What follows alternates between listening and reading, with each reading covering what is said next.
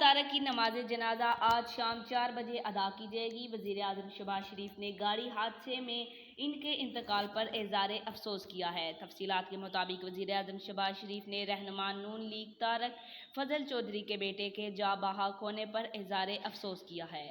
انہوں نے عنزا طارق کی وفات پر اہل خانہ سے دلی رنج و غم اور صدمے کا اظہار کیا اور مرحوم کے درجات کی بلندی اور اہل خانہ کے لیے صبر و جمیل کی دعا کی۔ طارق فضل چودھری کے بیٹے کی میت ان کی رہائش گاہ چک شہزاد پہنچا دی گئی ہے۔ نماز جنازہ شام 4 بجے نون لیگ سیکریٹریٹ پارک روڈ چھٹا بختاور میں ادا کی جائے گی۔ وفاقی وزیر اطلاعات مریم اورنگزیب نے طارق فضل چودھری کی رہائش گاہ جا کر ان کے بیٹے کے انتقال پر اظہار افسوس کیا۔ اسپیکر راجہ پرویز اشرف نے بھی طارق فضل کے بیٹے کی وفات پر اظہار افسوس کیا۔